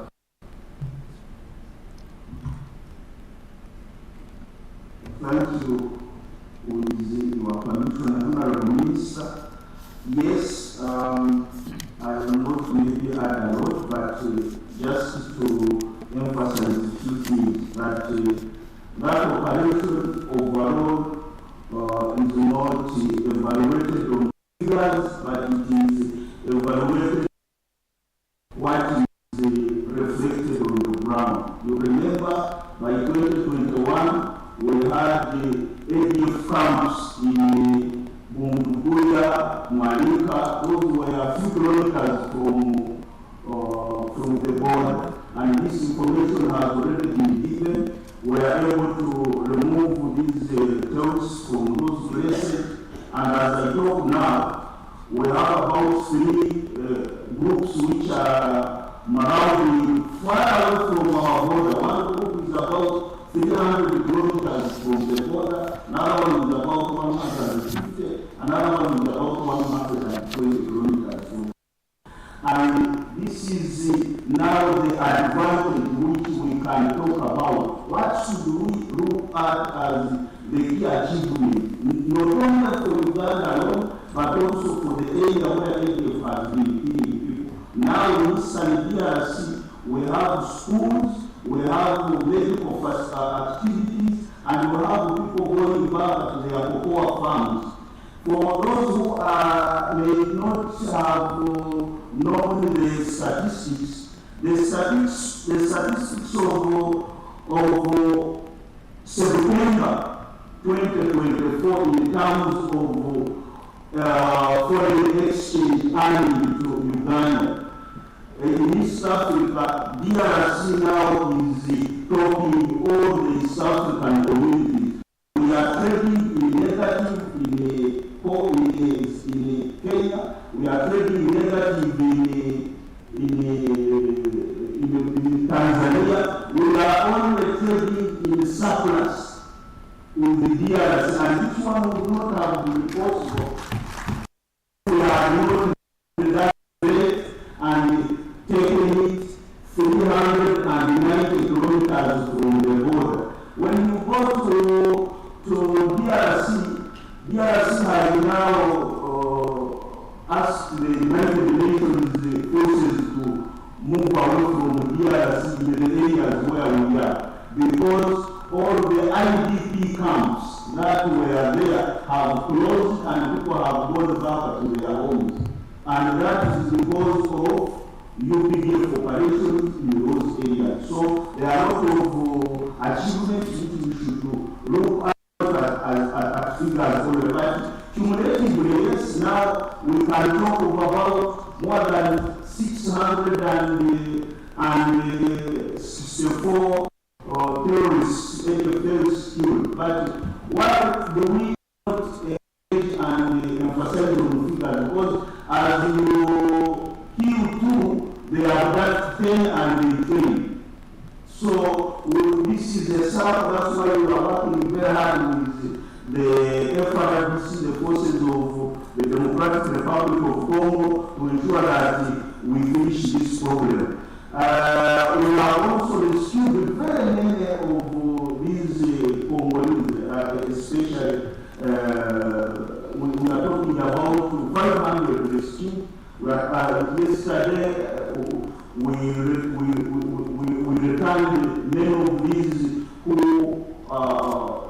ran away from the battlefield, and we give them skills as the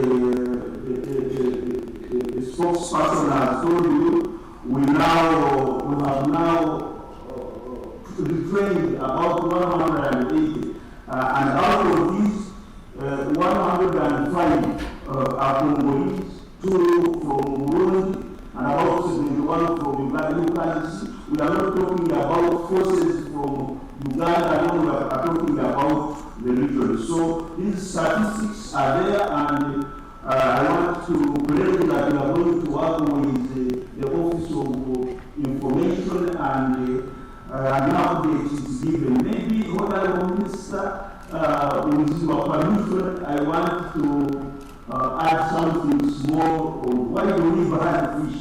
Someone can ask me, since we started operations in Karamoja, we have recovered over 40,000 rifles. Over 40,000 rifles. And these are very good rifles which shoot and kill, but we do not bring them for use. Yeah. We ban them. So the purpose of ensuring that the bad practice, I'm supporting my minister, the bad practice is eradicated. You do not reuse the issues because we are going to, next time we shall be using the contraband. They say that but these drugs can ensure 50%. Yeah. And then you start using. So we must make sure that bad practices are not allowed to proliferate into the population.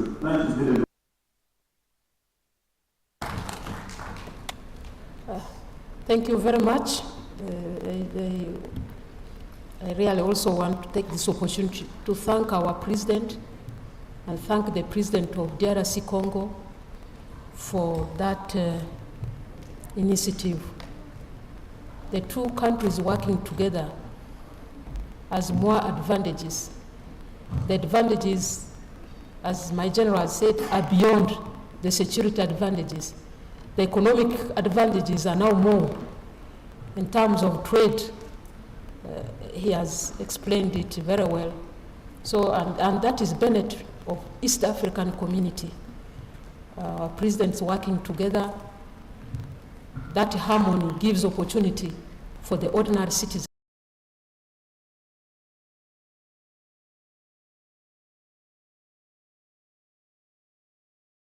It has now become a very big, it was closed, but now it has been opened. It's a very, very big market that many people benefit from both sides, from Uganda and also from DRC Congo. I think we have done justice to these questions, and Director, at your time, we might have taken more of your time, but you forgive us.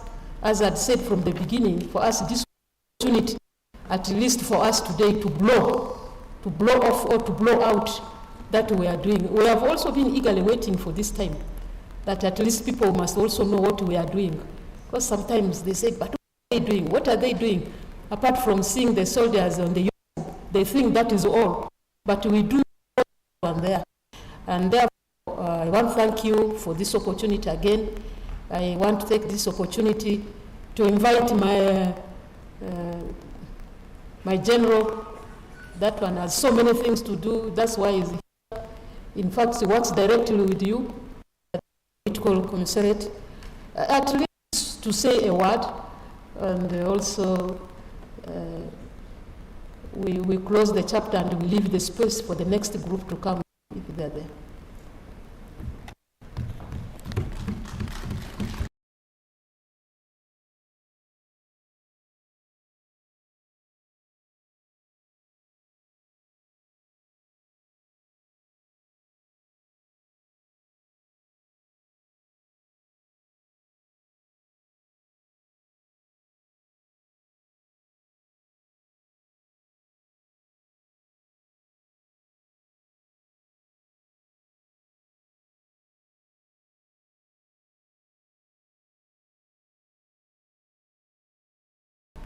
Joint Staff Political Commissariat. I just want to the opportunity given to me by the Honorable Minister to thank the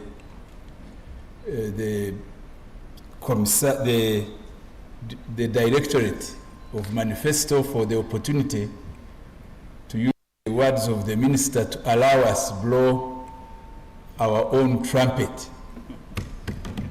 And the biggest was in her opening to say, so far we are well over 90% on the commitments for securing the future in the sector of defending the country and the people with their property, and also laying the foundation for the flourishing of other sectors, because defense is about ensuring we have territorial integrity and sovereignty of the population.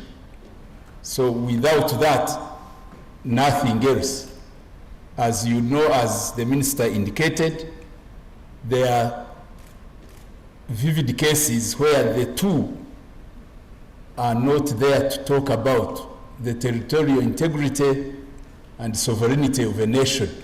Once those are absent, then you can't talk about any other achievement. There is only one American who I think has his own world view, saying that Somalia is better with no state, that the things are better when there is no state, but many people disagree with that view. He was saying a Somali economy with no state, but we think he was just bringing a wild view. But the truth, once you don't have territorial integrity and people are safe and determining their own destiny, then nothing can happen. I am also blowing our own trumpet that we always emphasize the character of our army, which is a pro-people force, from all other armies in the world, because we work with the population, for the population, and we arise from the population. And this is the song all the new generation that enters UPDF has to embrace. So it's the miracle that we are providing sanity. It's because of the founders of this taking a deliberate step to mold a pro-people. We are committed to this, and I am very happy that I'm associated with that, because my daily food is to preach to our soldiers never to forget in whatever they are doing that they cannot afford to point the guns at the people, whether inside or even in the region. I think that everybody will tell you that's why we are very shy to comment on death, because we don't like killing. We are fighters, but we don't like killing. And if we are to kill, then the one to die is really entitled to that dying. Otherwise, we never turn our guns to the population. That's why we always thrive. That's why we are ever strong, because we are a people's force. Once again, we are happy for the reception and for the kind appreciation, even beyond what we had expected. Thank you for God and my country.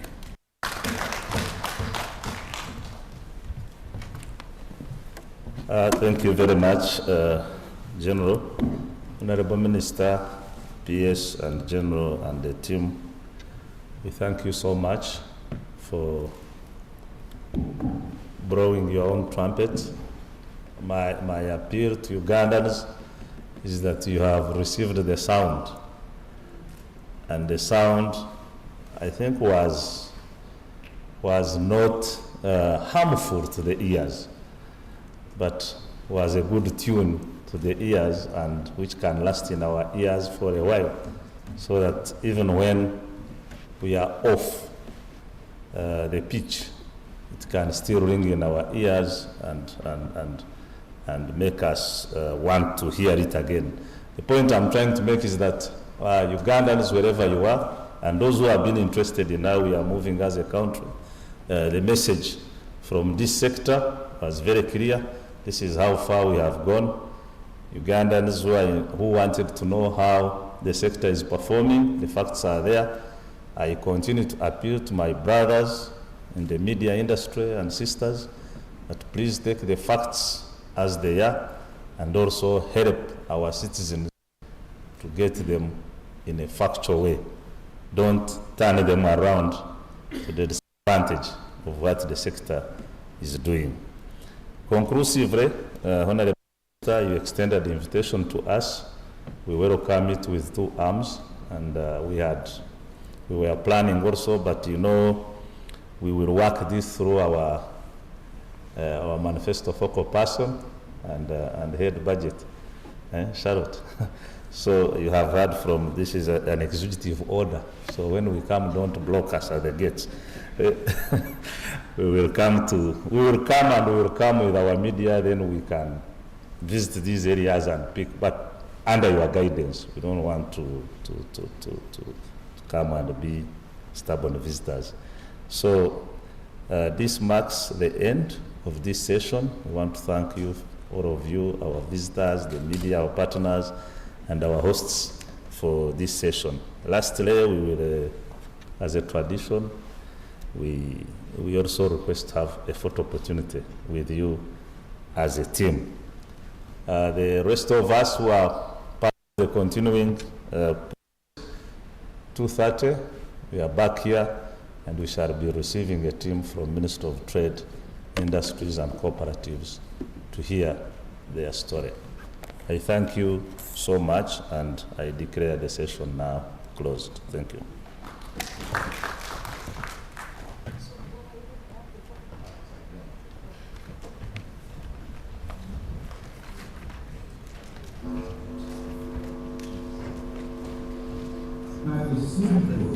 The country's infrastructure and communications system is really behind and with great service to you in other sectors of things, education, health, water, defense.